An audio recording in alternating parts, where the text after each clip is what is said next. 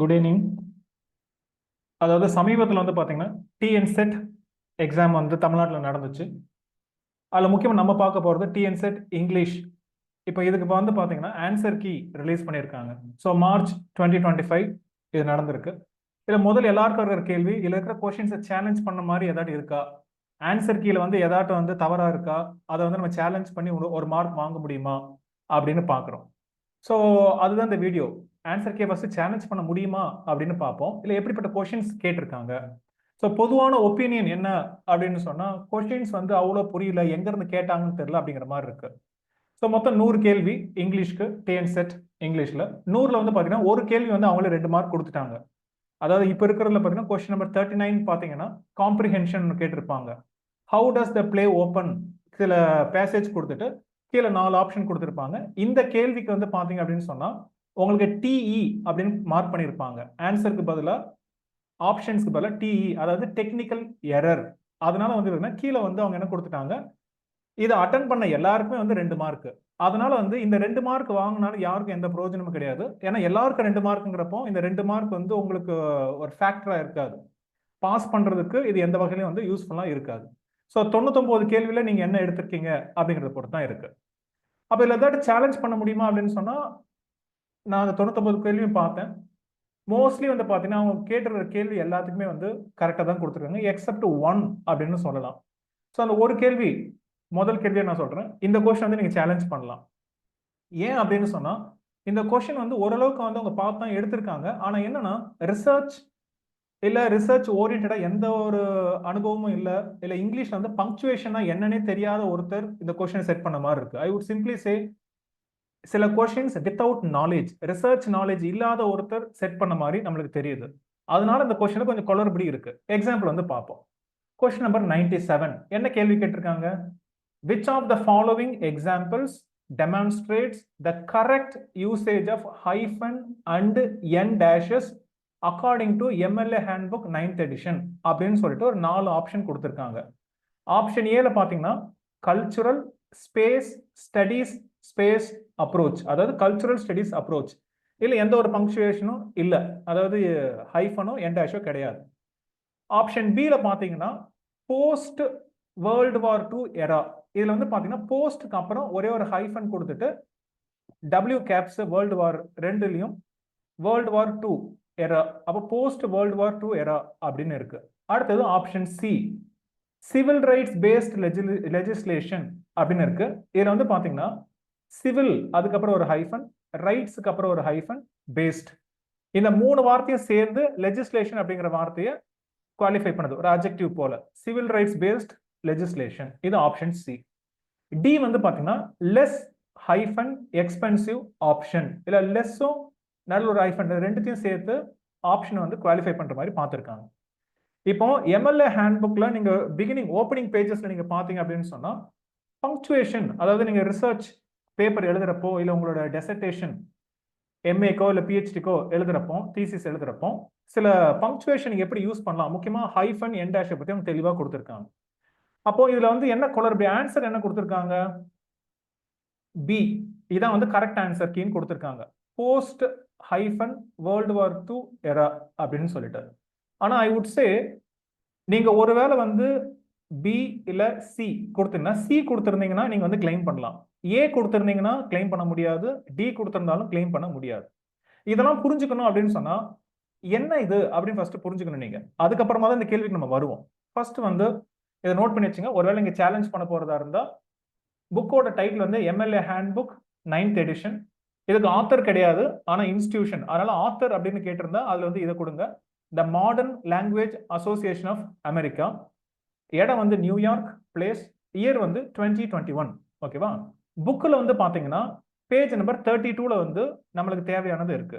Page number 32ல 2.48 அந்த தலைப்பு கீழே, அந்த இது கீழே ஹைஃபன்ஸ் வர்சஸ் என் டேஷஸ் அப்படின்னு கொடுத்திருப்பான்.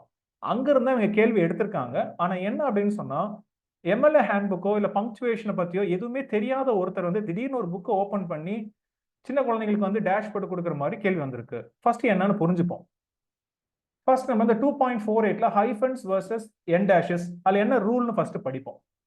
அவங்க என்ன சொல்றாங்க, if a lower case compound that would not be hyphenated under the above guidelines. First நீங்க இதை புரிஞ்சுக்கணும்னா இதுக்கு மேல வந்து பாத்தீங்கன்னா சில கைட்லைன்ஸ் கொடுத்துருக்காங்க. அப்ப அந்த கைட்லைன்ஸை நான் சும்மா சம்மரைஸ் பண்றேன். இதுக்கு முன்னாடி வந்து பாத்தீங்கன்னா அதாவது 2.48க்கு முன்னாடி சில பேஜஸ்க்கு முன்னாடி பாத்தீங்கன்னா சில ரூல்ஸ் கொடுத்துருக்காங்க. என்னன்னா இந்த எக்ஸாம்பிள் பாருங்க, இதான் அந்த எக்ஸாம்பிள். சிவில் ரைட்ஸ் லெஜிஸ்லேஷன் இப்படி எழுதுறப்போ இதுக்கு வந்து நீங்க ஹைஃபன் யூஸ் பண்ணக்கூடாது. ஏன்னா இது வந்து ஒரு லோவர் கேஸ் காம்பவுண்ட்.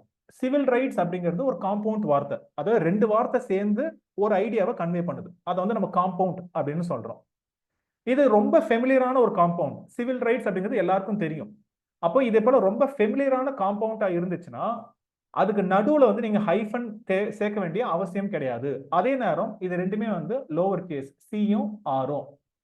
இந்த ரெண்டும் சேர்த்து பின்னாடி இருக்கிற ஒரு நவுனை வந்து குவாலிஃபை பண்ணுது. சிவில் ரைட்ஸ் லெஜிஸ்லேஷன் எப்படிப்பட்ட லெஜிஸ்லேஷன் அப்படின்னா சிவில் ரைட்ஸ் லெஜிஸ்லேஷன். அப்ப இந்த இடத்துல வந்து ஹைஃபன் சேர்க்கக்கூடாதுன்னு இதுக்கு முன்னாடி வந்து சொல்லியிருக்காங்க. அது வந்து ஒரு கைட்லைன். அப்போ இதுக்கு எக்ஸெப்ஷன் தான் இந்த இடத்துல கொடுக்குறாங்க. என்ன கொடுத்துருக்காங்க, இந்த ரூலை வந்து நீங்க எப்போ மீறலாம் அப்படின்னு சொன்னா இதே லோவர் கேஸ்ல இருக்கிற compound forms a single adjective with another word or prefix. இந்த சிவில் ரைட்ஸ் போன்ற காம்பவுண்ட் ரொம்ப ஃபெமிலியரான காம்பவுண்ட். அதுக்கு முன்னாடி ஒரு ப்ரிஃபிக்ஸோ இல்ல பின்னாடி வந்து வேற ஏதாவது ஒரு வார்த்தையோ நீங்க சேர்த்தீங்கன்னா அப்போ வந்து நீங்க என்ன பண்ணணும், என்ன rule, hyphenate the entire adjective. இது எல்லாத்துக்கும் நடுவில் ஹைஃபன் போட்டுற சொல்றான்.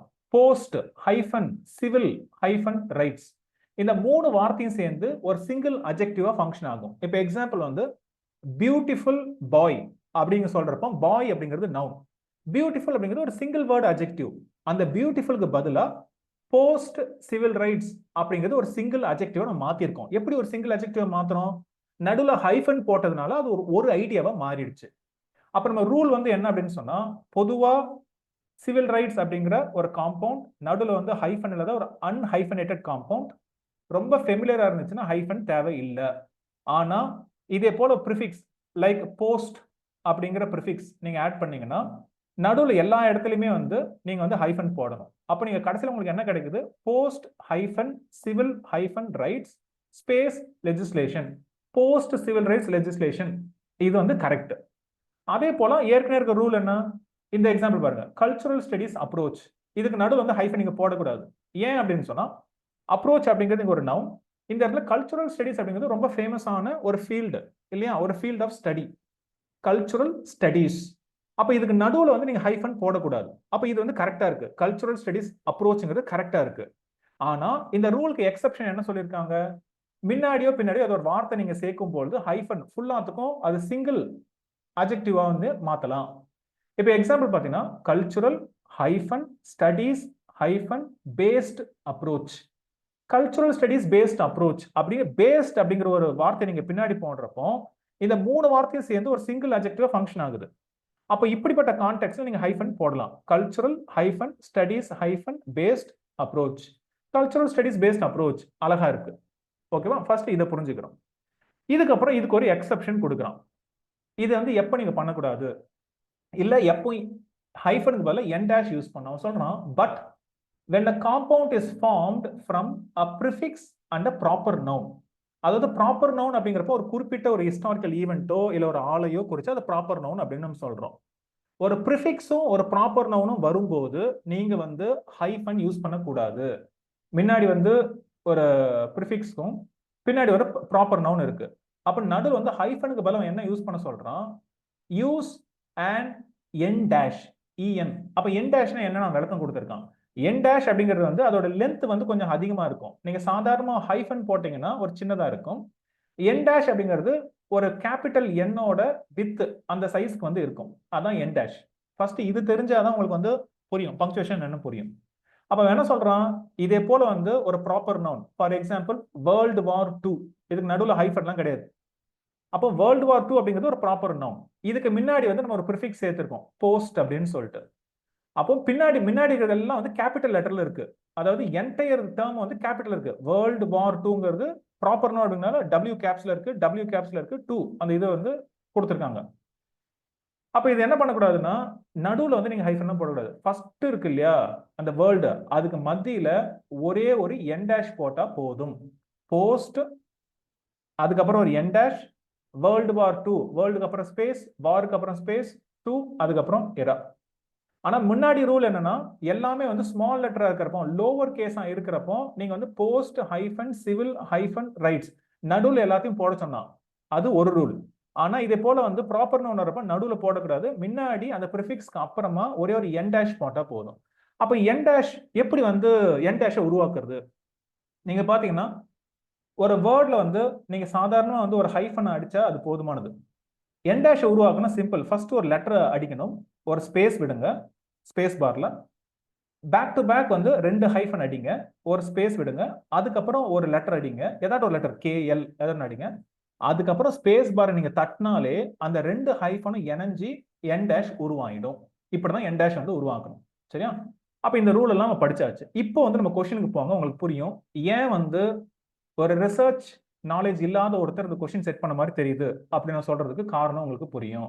இல்ல அரைகுறையா திடீர்னு எடுத்து இந்த புக்கை MLA ஹேண்ட் புக்கை திடீர்னு எடுத்து ஏதோ கொஸ்டின் செட் பண்ண போல இருக்கு. ஸோ இப்போ கொஸ்டின் என்ன திரும்ப வந்து பாருங்க. Question number 97ல which of the following examples demonstrate the correct usage of hyphen and n dash according to MLA handbook 9th edition? Option A வந்து நீங்க சூஸ் பண்ணிருந்தீங்கன்னா நீங்க கிளைம் பண்ண முடியாது.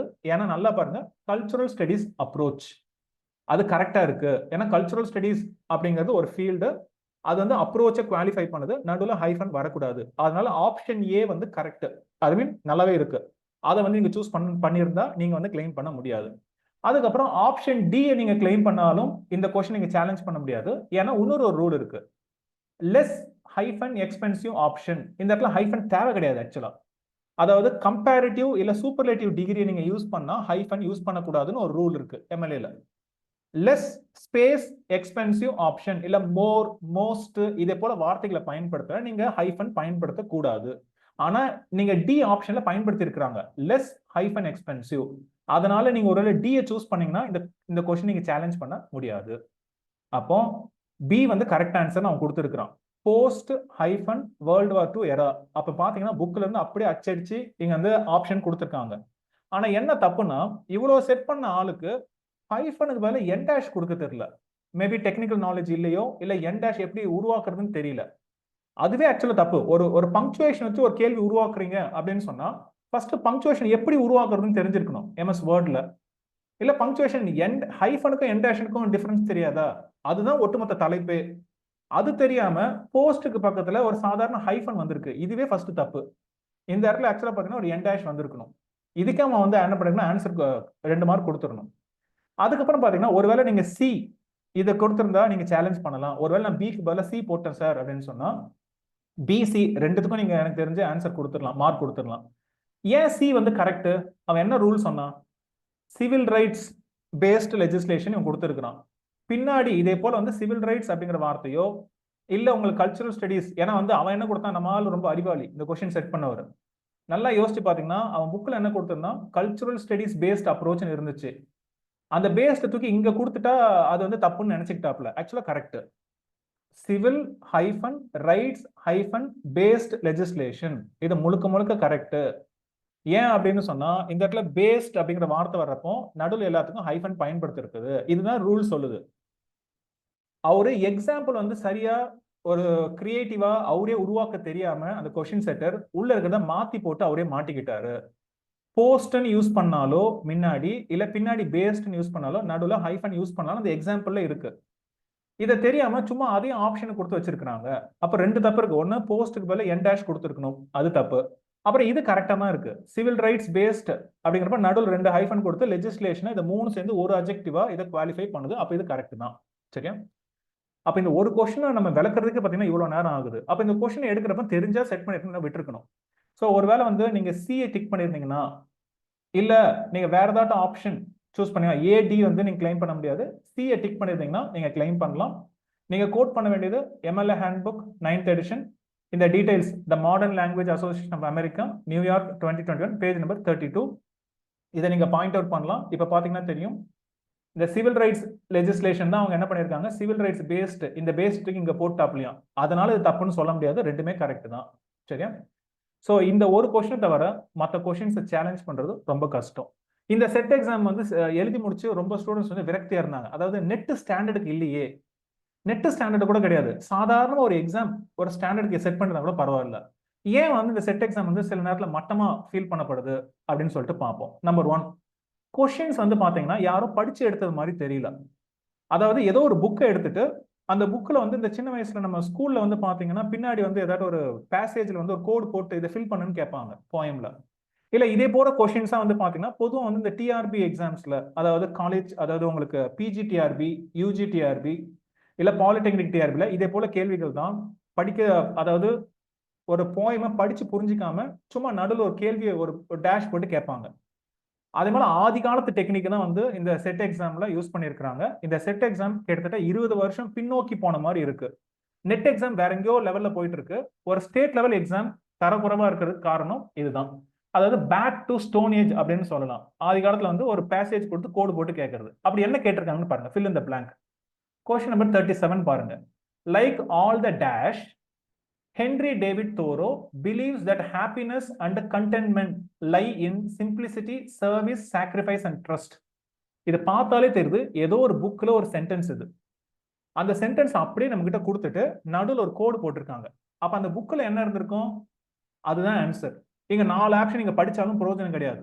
ஏன்னா அவங்க என்ன பண்ணுவாங்கன்னா பொதுவா வந்து இதே போல காம்படிட்டிவ் எக்ஸாம்ல ஒரு கொஸ்டினை செட் பண்ணாங்கன்னா அதுக்கு பின்னாடி வந்து ஒரு எவிடன்ஸ் கொடுக்கணும். எவிடன்ஸ் இன் த சென்ஸ் நீங்க எந்த புக்ல இருந்து எடுத்தீங்க, எந்த பேசேஜ்ல வருது அப்படின்னு காமிக்கணும். அப்ப இந்த கொஸ்டின் செட்டர் என்ன பண்ணுவாரு அப்படின்னு சொன்னா, எந்த புக்ல இருந்து எடுத்திருக்காரோ அந்த புக்கோட பேசேஜ கோட் பண்ணிடுவார். அப்ப ஆட்டோமேட்டிக்கா வந்து என்ன பண்ண முடியும், நம்மளால சேலஞ்ச் பண்ண முடியாது. இப்ப நீங்க சேலஞ்ச் பண்ணலாம் அப்படின்னு சொன்னா, ஏதாட்டும் ஒரு புக்ல இதே போல வந்து like all the great writer இல்ல கிரேட் போயட்னு ஒரு பேசேஜ் இருந்துச்சுன்னா சேலஞ்ச் பண்ணலாம். இதே போல கொஸ்டின்ஸ் வந்து ஸ்டூடெண்ட்ஸ் அனுப்புறாங்க, சார் எப்படி சேலஞ்ச் பண்றது அப்படின்னு சொல்லிட்டு. It's tough to challenge. ஏன்னா படிச்சு எடுத்த ஒரு கேள்வி நீங்க சேலஞ்ச் பண்ணலாம், ஏதோ குருட்டுத்தனமா எடுத்த கேள்வி வந்து சேலஞ்ச் பண்ண முடியாது. அவங்க ஆன்சர் என்ன கொடுத்திருக்காங்க? C, like all the great philosopher. ஆனா ஒரு அளவுக்கு நீங்க யோசிச்சீங்கன்னா இது போட்டிருக்கலாம். ஏன்னா ஹென்ரி டேவிட் தோரோ ஒரு பிலாசபர் அப்படின்னு நீங்க ஒருவேளை கெஸ் பண்ணி போட்டிருந்தீங்கன்னா பி ஹாப்பி. அதான் சி தான் வந்து ஆன்சர், கிரேட் பிலாசபர். ஆனா ஏன் இது ஒரு மட்டமான கேள்வி? இதுல வந்து நீங்க லைக் ஆல் த கிரேட் ரைட்டர்னு சொல்லக்கூடாதா? ஏன் ஹென்ரி டேவிட் தோரோ வந்து ரைட்டர் கிடையாதா? அவர் ஒரு போயிட்டு கிடையாதா? அப்படின்னா he is also great writer. ஏன் கிரேட் ரைட்டர்லாம் வந்து இந்த தத்துவத்தை சொல்ல மாட்டாங்களா? Happiness and contentment lie in simplicity, service and sacrifice சொல்ல மாட்டாங்களா? அப்படின்னா எந்த ஒரு புரிதலும் இல்லாம சும்மா ஒரு புக்கை பார்த்து ஒரு பேசேஜை கொடுத்து ஒரு கேள்வி கேட்டிருக்காங்க அப்படிங்கறதான் இதை புரிஞ்சுக்கிறோம். அப்ப இதுக்கு பதிலா என்ன பண்ணிருக்கலாம்? ஹென்ரி டேவிட் தோரோ அமெரிக்கன் லிட்டரேச்சர்ல இந்த டிரான்சென்டென்டலிசம் அப்படிங்கிற மூவ்மெண்ட்ல மிகப்பெரிய ஒரு ஆளு. ஏன் அவரோட வால்டன்ல இருந்து ஒரு கேள்வி கேட்கக்கூடாதா? 1854 இல்ல சிவில் டிசோபீடியன்ஸ் அப்படின்னு ஒரு எஸ்ஸே எழுதியிருக்காரு, மிக அற்புதமான ஒரு எஸ்ஸே 1849. ஏன் இதை வந்து கேள்வியை கேட்கக்கூடாதுன்னா அந்த அளவுக்கு கூட யோசிக்காம சாதாரண ஒரு புக்கை நம்பி கொஸ்டின் எடுக்கிற அளவுக்கு வந்து செட் எக்ஸாம் இருக்கு. அடுத்த கேள்வி பார்ப்போம். இதே போல கேள்வி கேட்கறது ஆதி காலத்துக்கு கேள்வி. Question number 93. Seamus Heaney argues dash is transformed into dash in a moment of discovery. இது 2 டேஷ் கேட்டதுனால வந்து ரொம்ப கஷ்டமான கொஸ்டின் நினைச்சுக்காதீங்க. இதுவும் ஆதி காலத்து டெக்னிக் தான். ஷேமஸ் ஹீனி புக்கு ஏதோ ஒரு புக்ல இருந்திருக்கு. ஹிஸ்டரி ஆஃப் இங்கிலீஷ் லிட்டரேச்சர் புக்கோ இல்ல கண்டெம்பரரி பிரிட்டிஷ் லிட்டரேச்சர் பத்தி ஒரு புக்கு இல்ல போயிட்ட பத்தி, அதுல இது மாதிரி ஒரு லைன் வந்திருக்கும். அந்த லைன்ல 2 டேஷை கொடுத்துட்டு அந்த வார்த்தை 2 கொடுத்துட்டாங்க. இது எந்த லெவல்ல வந்து யாரை செக் பண்றாங்க, என்ன செக் பண்றாங்க? ஒரு செட் எக்ஸாம் ஸ்டாண்டர்ட்ல இருந்துச்சுன்னா ஒரு நெட் எக்ஸாம் ஸ்டாண்டர்ட் என்ன கேட்டிருக்கணும்? ஷேமஸ் ஹீனி இந்த எஸ்ஏல இந்த போயம்ல என்ன ஆர்கியூ பண்றாருன்னு கேட்கலாம். எந்த ஒரு ரெஃபரன்ஸும் கிடையாது. ஏதோ ஷேமஸ் ஹீனி சொன்னாரு, எங்க சொன்னாரு தெரியாது. இவங்க கொஸ்டின் செட் பண்ற புக்ல இந்த லைன் இருக்கு, அதனால அவர் சொன்னார், அவ்வளவுதான். அப்போ கொஸ்டின் சென்டர் ஷேமஸ் ஹீனி பத்தி படிக்கவும் ஒன்றும் தெரியாது. ஆப்ஷன் பாத்தீங்கன்னா 2 option. Option A inarticulate cognitive bounds, B craft technique, C technique craft. இப்படி மாத்தி போடணும், அவ்வளவுதான். D cognitive bounds inarticulate. இதே மாதிரி 2 வார்த்தைகளை மாத்தி போட்டு 4 ஆப்ஷனை பட்டுன்னு பண்ணா ஒரு கொஸ்டின் செட் பண்ணிடலாம். டக்குன்னு வந்து கொஸ்டின் செட் பண்ண காசு கொடுத்துருவாங்க. அப்ப ஆன்சர் அவங்க என்ன கொடுத்துருக்காங்கன்னா B. Seamus Heaney argues craft is transformed into technique in a moment of discovery. ஒருவேளை நீங்க இதை சூஸ் பண்ணிருந்தா எப்படி சூஸ் பண்ணிருக்கலாம்னா லாஜிக்கா வந்து ஷேமஸ் ஹீனி என்ன சொல்லியிருப்பாரு? இன்ஆர்டிகுலேட் அப்படிங்கிறது அட்ஜெக்டிவ், அதுக்கு வந்திருக்காது. கிராஃப்ட் வந்து டெக்னிக்கா மாற்ற முடியுமா அப்படின்னு யோசிச்சு நீங்க ஃப்ளூக்ல போட்டிருந்தா இது வந்து முழுக்க முழுக்க லக்ல பேஸ் பண்ணி தான் நீங்க போட்டிருக்க முடியும். இதை சேலஞ்ச் பண்ண முடியுமான்னு சில ஸ்டூடெண்ட்ஸ் வந்து கேட்டிருந்தாங்க. எப்படி நீங்க சேலஞ்ச் பண்றது? இப்ப சேலஞ்ச் பண்ண அவங்க ஒரு ரூல்ஸ் வச்சிருக்காங்க. டிஆர்பியில் ஒரு புக்கை காமிக்கணும், அது யார் எழுதுனா இதே சென்டென்ஸ் அதில் வந்திருக்கணும். அப்படி வராத அப்புறம் எப்படி சேலஞ்ச் பண்ண முடியும்? அதனால it is tough to challenge. அதனால இந்த கொஸ்டின் சேலஞ்ச் பண்ண முடியாது. இது வந்து கம்ப்ளைண்ட் வேணா ரைஸ் பண்ணலாம், கவர்மெண்ட் வந்து சொல்லலாம் இதே போல வந்து ஒரு சப்ஸ்டாண்டர்டான கொஸ்டின்ஸ் தான் வந்து இன்னைக்கு செட் எக்ஸாம்ல இருக்கு, அதனாலதான் நெட் லெவலுக்கு வந்து செட் வரல அப்படின்னு வந்து ஒரு கம்ப்ளைண்ட் எல்லாம் கொடுக்கலாமே தவிர இதை சேலஞ்ச் பண்றது கஷ்டம். சரி, என்ன கேட்டிருக்கலாம்? ஏன் ஷேமஸ் ஹீனியோட வேற ஒர்க்கே டிக்கிங் ரொம்ப ஃபேமஸான போயம், அது ஒரு லைன் கொடுத்து கேட்டிருக்கலாம், ரொம்ப அந்த கடைசி line, the squat pen rests I dig with it அப்படின்னு ஒரு டிக்ளேர் பண்றாரு. ஏன் இதெல்லாம் கேள்வியை கேட்க முடியலையா? இல்ல ஷேமஸ் ஹீனியோட முக்கியமான ஒரு poetry collection death of a நேச்சுரலிஸ்ட்னு இருக்கு, இதை கேள்வியை கேட்டிருக்கலாம். இல்ல he is known for actually bog poems, ஒரு சதுப்பு நிலம். ஏன்னா அயர்லாந்து வந்து பாத்தீங்கன்னா அந்த நிலத்தை வந்து இந்த பீட் அப்படிம்பாங்க, பிஇஏடி, அந்த நிலத்தை வந்து பாத்தீங்கன்னா எரிக்கலாம், அதாவது கோலுக்கு பதிலா இல்ல விறகுக்கு பதிலா இந்த கட்டி கட்டியா எடுத்து இந்த மண்ணை வந்து பாத்தீங்கன்னா ஒரு ஸ்கொயர் ஷேப்ல வெட்டுவாங்க, அது பீட் அப்படிம்பாங்க. இது ஃபாசில், ஒரு ஃபியூல் மாதிரி யூஸ் பண்ணலாம். இதை பேஸ் பண்ணி ஒரு போயம்ஸ் எழுதிருக்காரு, அது வந்து பாக் போயம்ஸ் அப்படின்னு சொல்றாங்க. Bog queen, punishment, strange fruit, Tollund man, TOLLUND MAN, இல்ல கிராபிள் மேன், GRAUBALLE. சிம்பிளா என்ன கேட்டிருக்கலாம், எந்த ரைட்டர் வந்து பாக் போயம்ஸ் எழுதினார் ஒரு கேள்வி கேட்டிருக்கலாம். அப்ப என்னன்னு தெரியுது, ஷேமஸ் ஹீனியை பத்தி தெரியாத ஒருத்தர் தான் வந்து இப்படி எழுத முடியும். நல்லா ஷேமஸ் ஹீனியை படிச்சவங்க பாக் போயம்ஸை கேட்டிருக்கலாம், இல்ல வேற ஏதாட்டும் போயம் பத்தி கேட்டிருக்கலாம். இது சும்மா புக்கை பேஸ் பண்ணி எழுதுற ஒரு டெக்னிக்கா தான் இருக்கு தவிர இந்த எக்ஸாம் வந்து யூஸ்லெஸ்ஸா இருக்கு. வேற என்ன அடுத்தது பார்ப்போம். அதாவது சப்ஸ்டாண்டர்ட்னு கூட இந்த கொஸ்டின் சொல்ல முடியாது, பியாண்ட் சப்ஸ்டாண்டர்ட் தான் சொல்ல முடியும். ஏன்னா கேள்வி கேட்கணுமேன்னு கேட்டிருக்கு, for the sake of asking questions. சில கொஸ்டின்ஸ் வந்து அப்படிதான் இருக்கு. ஸ்டூடெண்ட்ஸ் வந்து சொல்றப்ப இது என்ன கொஸ்டின் தெரியல சார் அப்படின்னாங்க, அது அப்படிதான் இருக்கு. என்னன்னு பார்ப்போம். இந்த கொஸ்டின் எது கேட்டாங்க? இதான் question number 51. A study of Indian writing in English will provide option A, a historical perspective on the nativization of English. B, use of English. C, background of Indian poetics and imagination. D, Western culture.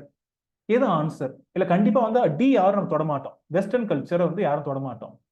ஆனா மற்ற மூணுமே வந்து ரெலவெண்டா தான் இருக்கு. அதாவது Indian writing in English, அதை படிக்கிறதுனால உங்களுக்கு என்ன கிடைக்கும்? ஒன்னு historical perspective on the nativization of English. English வந்து தமிழ் மொழிக்கு ஏற்ற போலியோ இல்ல வந்து ஹிந்திக்கு ஏற்ற போலியோ இல்ல பெங்காலிக்கு ஏற்ற போலியோ நம்ம நேட்டிவைசேஷன் பண்றோம். ஃபார் எக்ஸாம்பிள் பாத்தீங்கன்னா தமிழ்நாட்டில் வந்து நம்ம வந்து சென்டம் அப்படிங்கிற ஒரு வார்த்தை யூஸ் பண்றோம். என் பையன் வந்து மேக்ஸ்ல சென்டம் வாங்கிட்டாங்க, சென்டம் ஒரு வார்த்தை இங்கிலீஷ்ல கிடையாது. ஆனா நம்ம ஆளுங்க பாத்தீங்கன்னா சென்டம் அப்படிங்கிற வார்த்தை ஒரு லாட்டின் வார்த்தை, அது வந்து 100 மதிப்பெண் அப்படிங்கிற கான்டெக்ட்ல நம்ம மட்டும் தான் யூஸ் பண்றோம். இது வந்து நேட்டிவைசேஷன் ஆஃப் இங்கிலீஷ். இது ஓகே. யூஸ் ஆஃப் இங்கிலீஷ், ஏன் இந்தியன் ரைட்டிங் இன் இங்கிலீஷ் படிச்சா உங்களுக்கு இங்கிலீஷ் எப்படி பயன்படுத்துன்னு தெரியாதா? நீங்க வந்து அமிதாப் கோஷ் போன்ற ரைட்டர்கள் நீங்க படிக்கிறப்போ இங்கிலீஷ் எப்படி கத்துக்கிறது தான் செய்யறோம். C, background of Indian poetics and imagination. அப்ப இந்தியன் ரைட்டிங் இன் இங்கிலீஷ் படிக்கிறப்ப வந்து இந்தியன் போயட்டிக்ஸ், அதாவது ஏஸ்தட்டிக்ஸ் பத்தியோ இமேஜினேஷன் பத்தி கத்துக்க தான் செய்யறோம். மூணுமே ரெலவெண்ட் தான். ஆனா என்ன அப்படின்னு சொன்னா கொஸ்டின் வந்து ஏதாவது ஒரு புக்ல இது போல ஒரு லைன் இருந்திருக்கும், அந்த லைனை கொடுத்ததுனால ஆப்ஷன் ஏன்னு கொடுத்து வச்சிருக்காங்க, ஹிஸ்டாரிக்கல் பெர்ஸ்பெக்டிவ் அந்த நேட்டிவைசேஷன் ஆஃப் இங்கிலீஷ். இன்னைக்கு சொல்றேன், இது ஏதோ ஒரு புக்ல இந்தியன் ரைட்டிங் இன் இங்கிலீஷ் அப்படின்னு ஒரு புக்ல இது மாதிரி ஒரு சென்டென்ஸ் இருக்கு, அந்த சென்டென்ஸ் தான் இங்க கொடுத்துருக்காங்க தவிர ஆப்ஷனை வந்து வேற ஆப்ஷன் கொடுத்துருக்கலாம். இது சும்மா வந்து ஒப்பேத்துறதுக்கான ஒரு கேள்வி தானே தவிர இது வந்து யாரை செக் பண்றாங்கன்னு தெரியல. It only expose the question setters stupidity அப்படின்னு சொல்லலாம்.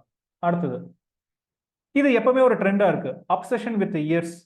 அதாவது வந்து கொஸ்டின் செட் பண்ண முடியலன்னா திடீர்னு வந்து ஏதாட்டும் ஒரு ஒர்க்கை கொடுத்துட்டு எந்த வருஷம் பப்ளிஷ் ஆச்சு, இல்லைன்னா ஒரு 4 ரைட்டர் 4 புக்கு கொடுத்துட்டு அதை குரோனாலஜிக்கலா அரேஞ்ச் பண்ணுங்க. இது நெட் எக்ஸாம்லயும் இதே பிரச்சனை தான்.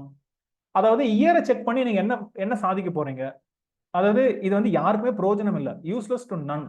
கொஸ்டின் எழுதுறது நம்மளுக்கும் பிரயோஜனம், அவங்களுக்கும் பிரயோஜனம் இல்லை. ஏதாச்சும் ஒரு இயர் அப்படின்னு சொன்னா ஓகே. இப்போ தாகூர் வந்து நோபல் பிரைஸ் வாங்கினாருன்னா அந்த கேள்வி கேட்டிருக்காங்க 1913, அது ஓகே, ஏன்னா அது வந்து சரித்திரம். இல்ல 1798 உங்களுக்கு வந்து லிரிக்கல் பேலட்ஸ், இதே போல இம்பார்ட்டன்ட் இயர்ஸ் கேட்கலாம். இது வந்து ஏதோ வந்து டஃப்பான கொஸ்டின் அப்படின்னா இயர் கேட்கணும் அப்படின்னு சொல்லிட்டு கொஸ்டின் செட்டருக்கு மைண்ட்ல யாரோ ஒருத்தங்க பதிய வச்சுட்டாங்க. அதனால இதே போல கேள்விகள் வருது. இது வந்து பாருங்க ஏன் இந்த கேள்வி கேட்கறாங்கன்னு தெரியல. இப்போ question number 74, to promote modern poetry in English when was the writers workshop founded by P. Lal? Question mark ஆனோம். எந்த வருஷம்? A 1956, B 1958, C 1960, D 1962. என்னன்னா ரைட்டர்ஸ் ஒர்க் ஷாப் ஒன்று நடத்தினார் பி லால். ஓகேவா? அது இம்பார்ட்டன்ட். அப்ப இந்த இயரை வந்து ஏன் நீங்க கேட்கணும்? இப்ப இந்த இயரை தெரிஞ்சு என்ன ஆக போகுது? இப்ப ஆளு அந்த கான்செப்ட் முக்கியம்.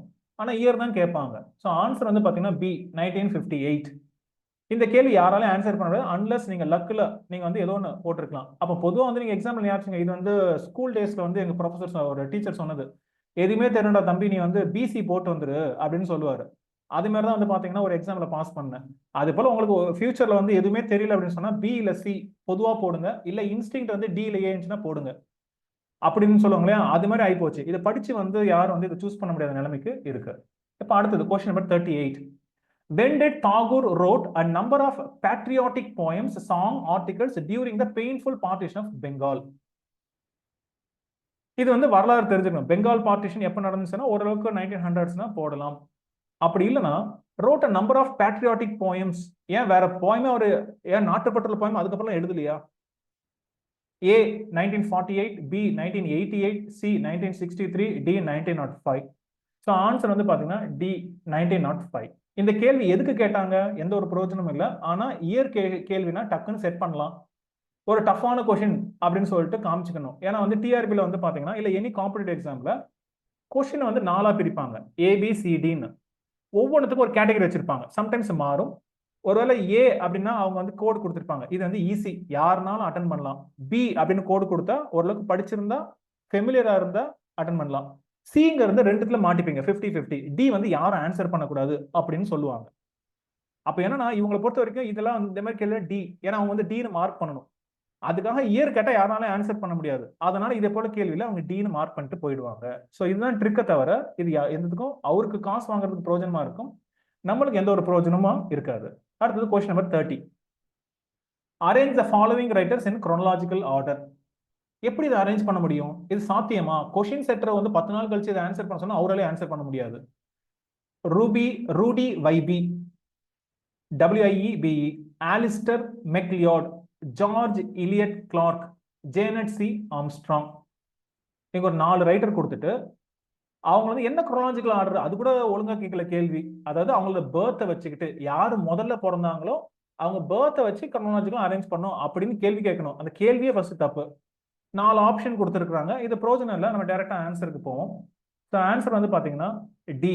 அதாவது ஃபர்ஸ்ட் பிறந்தது வந்து ரூடி வைபி, ரெண்டாவது வந்து ஆலிஸ்டர் மெக்லியார்ட், மூணாவது ஜேனட் மூணாவது வந்து உங்களுக்கு ஜேனட் ஆம்ஸ்ட்ராங், அடுத்தது சாரி மாத்தி வந்தது ஜார்ஜ் இலியட் கிளார்க். ஓகேவா? ஏன்னா உங்களுக்கு டீனு கொடுத்து வச்சிருக்கிறான். அதுல ப்ராப்ளம் என்ன அப்படின்னு சொன்னா இது எப்படி நீங்க கண்டுபிடிப்பீங்க? அதாவது ஆர்டர் மாத்தி வரும் 1 2 4 3 இதான் கொடுத்து வச்சிருக்கிறான் இல்லையா? இதை நீங்க எப்படி மாத்துவீங்க? இது எந்த இயர்னு எப்படி கண்டுபிடிப்பீங்க? ரொம்ப கஷ்டம். நம்பர் 1 பாத்தீங்கன்னா இவங்க எல்லாம் யாரு அது தெரிஞ்சிருக்கணும். இது எல்லாமே பாத்தீங்கன்னா கெனடியன் ரைட்டர்ஸ். அதாவது எல்லாமே வந்து கெனடியன் நாவலிஸ்ட் இல்ல கெனடியன் ரைட்டர்ஸ். அவங்க என்ன பண்ணிருக்காங்க? ஃபர்ஸ்ட் வந்து இவங்க வந்து மேபி ஒரு கேள்வி கேட்டுக்கலாம். எப்படி கேட்டிருக்கலாம்? ஜேனட் ஆம்ஸ்ட்ராங், சி ஆம்ஸ்ட்ராங் அப்படின்னு இருக்கு. அவரோட ஒர்க்கை வந்து கேட்கலாம். இந்த கெனடியன் எஜுகேட்டர் என்ன பண்ணாங்க அப்படின்னு கேட்கலாம் இல்லையா? ஆக்சுவலி இங்க நான் மாத்தி கொடுத்துருக்கேன். ஜேனட் ஆம்ஸ்ட்ராங் தான் வந்து 1948 இது கீழே வரணும். அப்ப ஆர்டர் வந்து பாத்தீங்கன்னா ரூடி வைபி வந்து 1934ல பிறந்திருக்கிறாரு, ஆலிஸ்டர் மெக்லியார்ட் 1936, ஜேனட் ஆம்ஸ்ட்ராங் வந்து 1948, ஜார்ஜ் இலியட் கிளார்க் வந்து 1960. இப்ப இது எப்படி நீங்க ஞாபகத்தில் வச்சுப்பீங்க? இது வந்து இதே போல வந்து ஆஸ்திரேலியன் இல்ல கெனடியன் லிட்டரேச்சர் வந்து கேள்வி கேட்கறது வரவேற்கத்தக்கது. ஆனா அவங்க என்ன ஒர்க் எழுதுனாங்களோ அதுக்கு ஃபோக்கஸ் கொடுக்காம இந்த கேள்வியால யாருக்குமே பிரயோஜனம் இல்லை. இது வந்து ஒரு மேத்தமேட்டிக்ஸ் மாதிரி. விக்கிபீடியால போயிட்டு ரூடி வைபி அவர் பிறந்த இயர் இது மாதிரி 4 ரைட்டர் எடுத்துக்கிட்டு அவங்க இயரை வச்சுக்கிட்டு ஒரு கொஸ்டின் செட் பண்றது இது மாதிரி பிரயோஜனம். இது நெட் எக்ஸாமுக்கும் இதே கிரிட்டிசம் தான். நெட் எக்ஸாம்லயும் இது மாதிரி தரமில்லாத கேள்விகள் நெட் எக்ஸாம்லயும் வருது. இந்த கேள்விகளை தவிர்க்கலாம். chronological ஆர்டர் முக்கியமான டெக்ஸ்ட்டுக்கு ஆத்தருக்கு கேட்கலாம். இதே போல திடீர்னு வந்து ஒரு டஃபஸ்ட் கொஸ்டின் நான் டி கொஸ்டின் செட் பண்றவங்க பேர்ல செட் பண்ண மார்க்கு தவிர யூஸ்லெஸ். அடுத்தது இந்த செட் எக்ஸாம்ல அதிகமா வந்து கிரிட்டிசம் என்ன அப்படின்னு சொன்னா புரியல, கொஸ்டினே எங்களுக்கு புரியல அப்படின்னு பாதி ஸ்டூடெண்ட் சொன்னாங்க. ஏன் புரியல? ஏன்னா எந்த ஒரு ரெஃபரன்ஸும் கிடையாது. ஐ வுட் சே பெரிட் இன் அப்ஸ்கியூரிட்டி. எந்த ஒரு அதாவது லேக் ஆஃப் ரெஃபரன்சஸ். இந்த கொஸ்டினை பாருங்க. பெஸ்ட் எக்ஸாம்பிள் இதுதான். Question number 29. Which poem begins with the following lines? He invented a rainbow, but lightning struck it, shattered it into the lake lap of a mountain. இந்த வரிகள் எந்த poemல வருது? Option A progressive insanities of a pioneer. B, bushed. C, low tide on Grand Prix. D, maps. ஏன் வந்து இந்த question attend பண்றது tough? Number 1, இது எந்த லிட்ரேச்சர், யாரோட போயம்ஸ், இது வந்து எப்படி வந்து நம்ம ரிசர்ச் பண்றப்போ, அதாவது நீங்க எம்ஏ டெசர்டேஷன் எழுதுறப்போ இல்ல ரிசர்ச் பேப்பர் எழுதுறப்போம், பிஹெச்டி தீசிஸ் எழுதுறப்போ நம்மளுக்கு ரிசர்ச் மெத்தடாலஜி சொல்லி கொடுப்பாங்க. என்ன சொல்லி கொடுப்பாங்க? போயமா இருந்தா டபுள் கோட்ல போடு, அந்த போயமை யார் எழுதுனா, ஏதாவது ஒரு ரெஃபரன்ஸ் கொடுத்துருக்காங்க. என்ன கொடுத்துருக்கலாம்? விச் போயம்களா, which of the poems, which of the Canadian poems அப்படின்னு கொடுத்துருக்கலாம். அந்த ரைட்டர் பேரை கொடுத்துருக்கலாம். ஒன்றும் கிடையாது, சும்மா வந்து மொட்டையா வந்து பாத்தீங்கன்னா ஒரு 4 போயமை கொடுத்துட்டு இந்த லைனை கேட்டிருக்காங்க. அப்போ அன்லஸ் நீங்க கெனடியன் லிட்டரேச்சர்ல இந்த போயம்ஸ் உங்களுக்கு பிரிஸ்கிரைப் பண்ணப்பட்டிருந்தா நீங்க படிச்சிருந்தீங்கன்னா அதை அட்டன் பண்ணலாம். அப்ப இந்த கொஸ்டின் எப்படி செட் பண்ணிருப்பாங்க? சிம்பிள், ஏதாட்டும் வந்து கெனடியன் லிட்டரேச்சர் படிச்சவங்க அதுக்குன்னு ஒரு அந்தாலஜி வச்சிருப்பாங்க, இல்ல பிரிஸ்கிரைப்டு சிலபஸ்ல வந்து பாத்தீங்கன்னா திடீர்னு ஒரு போயம் எடுத்து அந்த 2 லைனை கொடுத்துட்டு இது அவங்க படிச்ச போயமா இருக்கும், அப்படியே கொடுத்தாச்சு. இதை அட்டன் பண்றது ரொம்ப கஷ்டம். ஆனா ஆன்சர் வந்து பாத்தீங்கன்னா கரெக்டா தான் இருக்கு. அது ஒன்றும் சேலஞ்ச் பண்றது கஷ்டம். ஆன்சர் வந்து பி. ஆனா நம்ம தெரிஞ்சுக்கலாம், இது வந்து கெனடியன் லிட்டரேச்சர்ல கேட்டிருக்காங்க. ப்ரோக்ரசிவ் இன்சானிட்டிஸ் ஆஃப் அ பயனியர், அது வந்து மார்கரெட் ஆட்வுட் எழுதின போயம். புஷ்ட் அப்படிங்கிற போயம் வந்து ஏர்ல் பர்னே, BIRNEY. அதுக்கப்புறம் low tide on Grand Pre, இது தப்பா போட்டிருக்காங்க, PRE, இது மாதிரி ஒரு டைமார்க் வரும், டயக்ரிட்டிக்கல் மார்க் வரும். பிளிஸ் கார்மன், CARMAN, அவர் எழுதின போயம். மேப்ஸ் அப்படிங்கிறது வந்து ஜேம்ஸ் ரினி, REANEY. அட்லீஸ்ட் நம்ம என்ன தெரிஞ்சுக்கலாம்னா Margaret Atwood, Earle Birney, Bliss Carman, James Reaney அப்படிங்கிற போய்ட்ஸ் இருக்காங்க, கெனடியன் போய்ட்ஸ் இருக்காங்க. இந்த போயம்ல ஃபேமஸ், இந்த கொஸ்டின் தெரிஞ்சுக்கலாம். ஆனா இது சொல்லியிருக்கணும்ல, யாருக்கு தெரியும்? ஒண்ணுமே ரெஃபரன்ஸ் இல்லாம சும்மா கண்ணா பின்னான்னு கொடுக்க வேண்டியது. இது வந்து ஏதோ ஒரு அந்தாலஜியை பார்த்துக்கிட்டு திடீர்னு ஒரு போயமை வந்து தூக்கி போட்டு கொடுக்க வேண்டியது. ஸோ அடுத்த செட் எக்ஸாம் வரப்போகுதுன்னு சொல்றாங்க, இனிமேல் வருஷத்துக்கு 2 தடவைன்னு சொல்லிட்டு. அட்லீஸ்ட் இந்த அனாலிசிஸ்ல இதே போல கேட்கறாங்கன்னு பார்த்து வச்சுக்கோங்க மெத்தட். நீங்க என்ன பண்ணலாம், முக்கியமான ஒரு MA இல்ல BA அதுல வந்து பாத்தீங்கன்னா உங்களுக்கு கெனடியன் இல்ல ஆஸ்திரேலியன் லிட்டரேச்சர் இருந்துச்சுன்னா அதே போல சிலபஸ்ல இருக்கிற போயம்ஸை பாருங்க. இது கண்டிப்பா அப்படிதான் செட் பண்ணிருக்கணும். அப்ப நீங்க வந்து வரப்போற நெட் எக்ஸாமோ இல்ல இதுக்கப்புறம் வரப்போற செட் எக்ஸாம் படிக்கிறதா இருந்தா சிம்பிளா வந்து உங்க UG இல்ல PG இல்ல எனி காலேஜ், அங்க வந்து உங்களுக்கு வந்து கெனடியன் லிட்டரேச்சர், ஆஸ்திரேலியன் லிட்டரேச்சர் இல்ல நியூசிலாந்து லிட்டரேச்சர் இருந்துச்சுன்னா இல்ல ஆப்பிரிக்கன் லிட்டரேச்சர் இருந்துச்சுன்னா அந்த சிலபஸ் ஒரு வாட்டி பாருங்க. மோஸ்ட்லி வந்து பிரிஸ்கிரைப்டு சிலபஸ் ஃபேமஸா இருக்கும். அதே போல ஃபேமஸான போயம்ஸ் தான் இங்க கேட்கறாங்க. ஆனா கொஞ்சம் ரிசர்ச் மெத்தட் பண்ணி ஒழுங்கா கொடுத்துருக்கலாம். இது சும்மா வந்து தூக்கி கொடுத்த மாதிரி இருக்கு. அடுத்தது அதே போல இது பார்த்தாலே தெரியுது, ஏதோ ஒரு நியூ லிட்ரேச்சர் அப்படிங்கிற புக்ல சும்மா வந்து இல்ல பிரிட்டிஷ் லிட்டரேச்சரா இருக்கும், ஐரிஷ் இவரு ஒரு புக்ல ஒரு சென்டென்ஸ், இது பார்த்தாலே தெரியுது அந்த சென்டென்ஸை புரிஞ்சுக்க கூட இல்ல, தூக்கி அப்படியே அந்த சென்டென்ஸ்ல ஒரு டேஷ் போட்டு கொடுத்தாச்சு. Natives fallen under the sway of European civilisation like the nationalist Aladi, ALADI, in James Carey's dash are ultimately regarded as victims, pathetic rather than tragic, of a historical process that exits them. என்ன அப்படியே தெரியுது, கொஸ்டினை புரிஞ்சுக்காம திடீர்னு ஒரு sentence புரிஞ்சிருந்தா என்ன எழுதிருப்பாங்க? நான் explain பண்ணதுக்கு அப்புறம் நீங்களே அந்த கொஸ்டினை ரீஃப்ரேஸ் பண்ணலாம். ஒன்றும் கிடையாது. அதாவது அலாடி அப்படிங்கிற கேரக்டர் ஜேம்ஸ் கேரி அப்படிங்கிற ரைட்டரோட எந்த நாவல்ல வராங்க, இப்படி கேட்டு போயிருக்கலாம். அதாவது the character Aladi appears in James Carey's novel dash அப்படி கேட்டுக்கலாம். or in which novel of James Carey does the character Aladi come அப்படின்னு கேட்டிருக்கலாம். கொஸ்டின் வந்து புரிஞ்சிக்காம ஒரு சென்டென்ஸை நம்பி ஒரு புக்ல இருக்கிற நம்பி எடுத்ததுனால தான் இந்த கொஸ்டின் நமக்கு புரிய மாட்டேங்குது. கீழே வந்து பாத்தீங்கன்னா அது 4 ஆப்ஷன் கொடுத்துருங்க. Mister Johnson, B an American visitor, C African witch, D Alisa saved. Research methodology பேசக்கூடிய இந்த ப்ரொஃபசர்ஸ் ஏன் வந்து இது வந்து நாவல் தானே, நாவல் வந்து உங்களுக்கு ஐட்லிக்ஸ்ல போடணும்ல, இட்டாலிக்ஸ்ல போடணும்ல, இட்டாலிக்ஸ்ல போடல, ஒரு சிங்கிள் போயமா இருந்தா டபுள் கோட்ல போடணும், அதானே MLA ஹேண்ட் புக்ல சொல்லி கொடுக்குறாங்க. அப்போ ஒரு காம்படிட்டிவ் எக்ஸாம் எழுதுறப்பமோ ரிசர்ச் மெத்தடாலஜியை ஃபாலோ பண்ணுங்க. கீழே இருக்கிறது என்னன்னே புரியல, அட்லீஸ்ட் அது ஒரு நாவல் ஒரு இல்ல டிராமா அதெல்லாம் வந்து இட்டாலிக்ஸ்ல போட்டிருந்தா நம்ம வந்து அது புக்கு நாடு புரியும். என்னன்னே தெரியாம திடீர்னு ஒரு சென்டென்ஸ் கொடுத்தா பசங்களுக்கு எப்படி புரியும்? அதனாலதான் இந்த செட் எக்ஸாம் எடுத்தவங்க சார் சில கொஸ்டின்ல வந்து எங்க இருந்து வந்து என்னன்னே புரியலன்னு சொன்னாங்க. புரியலன்னு காரணம் இதுதான், கொஸ்டின் செட் பண்றதுக்கு பதிலா ஒரு புக்ல இருக்கிற பேராகிராஃப் எடுத்து கொடுக்குறாங்க. இதுதான் வந்து செட் எக்ஸாமோட ஸ்டாண்டர்டா இருக்கு. அப்ப நம்ம ஃபர்ஸ்ட் என்ன புரிஞ்சுக்கணும், யார் இந்த ஜேம்ஸ் கேரி? ஆன்சர் வந்து பாத்தீங்கன்னா ஆப்பிரிக்கன் விச். அதுவே தப்பு. புக்கோட டைட்டில் ஒழுங்கா கொடுக்கல. ஜேம்ஸ் கேரி ஒரு ஆங்கிலோ ஐரிஷ் நாவலிஸ்ட். அவரோட முக்கியமான நாவல்ஸ் அதான் கொடுத்துருக்காங்க. இதே போல வந்து என்ன பண்ணிருக்குன்னா, ஆலிசா சேவ்ட் அப்படின்னு இட்டாலிக்ஸ்ல கொடுத்துருக்காங்க. அது ஒரு novel. And American visitor, the African witch, அதான் ஃபுல் டைட்டில். சும்மா ஆப்பிரிக்கன் விச் இங்க கொடுத்தாச்சு. அடுத்தது ஆலிசா சேவ்ட் இல்ல மிஸ்டர் ஜான்சன், ஸ்பெல்லிங் தப்பாங்க. அப்போ ஒரு காம்படிட்டிவ் எக்ஸாம் எழுதுறப்ப ஸ்பெல்லிங் செக் பண்ணணும், பங்க்சுவேஷன் செக் பண்ணணும், ரிசர்ச் மெத்தடாலஜி ஃபாலோ பண்ணணும், எதுவுமே இல்லாம குப்பை மாதிரி தூக்கி கொடுத்துட வேண்டியது. ஏதோ ஒரு புக்ல இருந்து ஒரு பேசேஜ் எடுத்து கொடுத்து டேஷ் கொடுக்குறாங்க. இதே போல எக்ஸாம்ல பாஸ் பண்ணி, அதனாலதான் வந்து செட் நான் பாஸ் பண்ணேன்னு சொன்னா யாரும் மதிக்க மாட்டேங்கிறாங்க. நெட் பாஸ் பண்ணணும் அப்படின்னு எதிர்பார்க்கிறோம். அப்போ நம்ம தமிழ்நாடு பொறுத்த வரைக்கும் எவ்வளவுக்கு போராடுறோம், செட் எக்ஸாமோட ஸ்டாண்டர்டை உயர்த்தணும் அப்படின்னு சொல்லிட்டும் பார்க்கணும். என்னைக்காவது ஒரு நாள் SET exam pass, NET exam கூட பாஸ் பண்ணிடலாம், ஆனா செட் எக்ஸாம் பாஸ் பண்ண அந்த அளவுக்கு எங்க ஸ்டேட்ல வந்து ஸ்டாண்டர்டா இருக்கும் அப்படின்னு சொல்ற அளவுக்கு வந்து பாத்தீங்கன்னா கொஸ்டின் செட் பண்ணப்படணும் அப்படின்னு வேண்டிக்கலாம். ஸோ மற்றபடி லெட்ஸ் கன்க்ளூட். இந்த எக்ஸாம்ல நான் பிகினிங்ல சொன்ன மாதிரி அந்த எம்எல்ஏ ஹேண்ட் புக் பேஸ் பண்ணி வர கொஸ்டினை நீங்க சேலஞ்ச் பண்ணலாம். அதுக்கான ரெஃபரன்ஸ் கொடுத்துட்டேன். மற்ற கொஸ்டினை சேலஞ்ச் பண்றது கஷ்டம். ஸ்டூடெண்ட்ஸ் சில பேர் இந்த கொஸ்டின்ஸ்லாம் அமைச்சிருந்தாங்க. பட் ஏன் இதை சேலஞ்ச் பண்ண முடியும்னு சொல்லிட்டேன். ஏன்னா இதுக்கு வந்து நீங்க ஒரு புக்கு, அந்த புக்கில் இந்த பேசேஜ் வந்தால் நீங்க சேலஞ்ச் பண்ண முடியும். இது எப்பவுமே ஒரு துரதிருஷ்டம். அதாவது கொஸ்டின் செட்டர் வந்து பாத்தீங்கன்னா எவிடன்ஸ் காமிக்க மாட்டாங்க. நம்ம சேலஞ்ச் பண்றதுக்கு மட்டும் போய் தேடி கண்டுபிடிச்சு காமிக்கணும். இது வந்து ஒரு டிராபேக்கா இருக்கு. பட் எனிவே என்ன ஆனாலும் இதுக்கப்புறம் வந்து பாத்தீங்கன்னா செட் எக்ஸாம் வருஷத்துக்கு 2 தடவை வரப்போறதா சொல்றாங்க, அறிவிச்சிருக்கிறாங்க. ஸோ அதனால நீங்க என்ன பண்ணலாம்னா கீப் ப்ரிப்பேரிங். நம்ம ப்ரொஃபசர் அகாடமி இங்கிலீஷ் அப்படின்னு ஒரு இங்கிலீஷ் சேனல் இருக்கு யூடியூப்ல. நீங்க அதுல இருக்கிற வீடியோஸ் நீங்க பார்த்துட்டு இருக்கலாம். கீப் ப்ரிப்பேரிங், அதை ப்ரிப்பேர் பண்ணிக்கிட்டே இருங்க. தளர்ச்சி அடைய வேணாம். ஏதாட்டும் ஒன்று படிச்சுக்கிட்டே இருங்க. மற்ற ஸ்டேட் எக்ஸாம்ஸ் கொஸ்டின்ஸ் பாருங்க. ஏதாட்டும் ஒரு ஸ்டாண்டர்டான புக்ஸ். அப்போ என்ன தெரிஞ்சுக்கலாம்னா, இந்த எக்ஸாம்ல பொறுத்த வரைக்கும் என்னோட அண்டர்ஸ்டாண்டிங், உங்களுக்கு நியூ லிட்ரேச்சர்ஸ் வந்து கொஸ்டின்ஸ் அதிகமாக வருது. இஎல்டில இருந்து கொஸ்டின்ஸ் அதிகமாக வந்திருக்கு. ரிசர்ச் மெத்தடாலஜி இருந்து கொஸ்டின்ஸ் அதிகமாக வந்திருக்கு. இந்திய லிட்ரேச்சர்லையும் வந்திருக்கு. பிரிட்டிஷ் லிட்ரேச்சர் ஸ்டாண்டர்டா அதிகமாக வந்திருக்கு.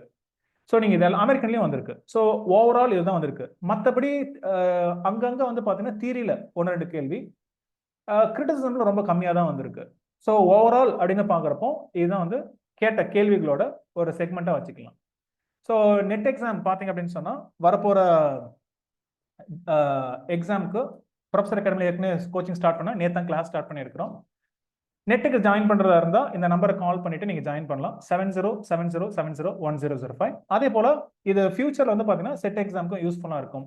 அதனால் கோர்ஸ் நேற்று தான் ஸ்டார்ட் பண்ணிக்கிறப்போ ஃப்ரெஷ்ஷாக வந்து ஆரம்பிக்கிற பேட்ச் நீங்கள் இமீடியட்டாக ஜாயின் பண்ணி கீப் ரீடிங், உங்களுக்கு வந்து யூஸ்ஃபுல்லாக இருக்கும். சரியா? All the best. இதுக்கப்புறம் இந்த செட் எக்ஸாமில் வந்து சில பேர் வந்து நீங்கள் பாஸ் பண்ணுறது வாய்ப்பு அதிகம். ஏன்னா வந்து கட் ஆஃப் கம்மியாகும். ஏன்னா இது வந்து எல்லாராலையும் அடிக்க முடியாது. எல்லாம் தெரிஞ்சு எழுதுகிற கொஸ்டின் கிடையாது. எல்லாம் ஃப்ளூக்ல தான் அடிச்சிருப்பாங்க சில பேர்லாம்.